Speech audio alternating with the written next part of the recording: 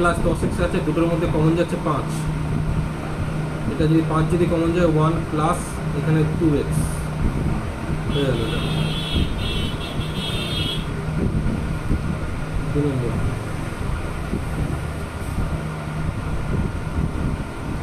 2x minus 6x, এখানে 2 common যাচ্ছে, 2 যদি কমন নিয়ে নিই তাহলে ব্র্যাকেটে থাকবে x মাইনাস 3, যেহেতু 2 3 6, তাহলে এটাও হয়ে গেল।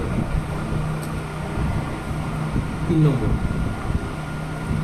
7m মাইনাস 14n, এখানেও 7 আছে, 14 7-এর নামতে যায়, ফলে 7 কমন যাচ্ছে, ভেতরে থাকবে m মাইনাস 2n, যেহেতু 7 দুগুণে 14, তার শেষ হয়ে যাবে। 4 নম্বর 18xy প্লাস 21x, 18 আর 21-এর মধ্যে কী কমন যাচ্ছে বোঝার জন্য 18 আর 21-কে রাফেরম করে নেব।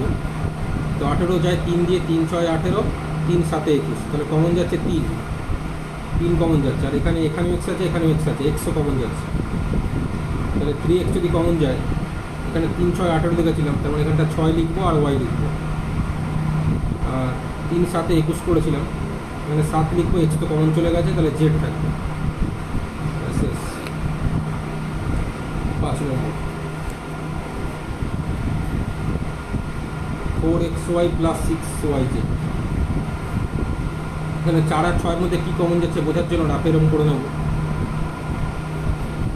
2 2 4, 2 3 6, তাহলে কমন যাচ্ছে 2, আর এখানে দেখতে পাচ্ছি এখানেও y আছে, এখানেও y আছে, yও কমন যাচ্ছে। 2y যদি কমন যায় তাহলে ভেতরে থাকবে 2x, 2 আর x, আর 2-এর সাথে কত গুণ করলে 6 হয়, 3 গুণ করলে 3 লিখবো, আর এই z, কারণ yটা বাইরে লেখা হয়ে গেছে, 5 হয়ে গেল। 6 নম্বর 7xyz মাইনাস 6xy, এই দুটোর মধ্যে কিছু কমন যাচ্ছে না, শুধু কমন যাচ্ছে এখানে xy আছে, এখানে xy আছে, xy কমন নিয়ে নিলাম, তাহলে ভেতরে থাকবে 7z minus 6x, 7z minus 6। 6 নম্বর কমপ্লিট। এবার 7 নম্বর বলেছে 7a² প্লাস 14a, এখানেও 7 আছে, 14 7-এর নামটা যায়, ফলে 7 কমন যাচ্ছে, এখানেও a আছে, এখানেও a আছে, এটা কমন যাবে।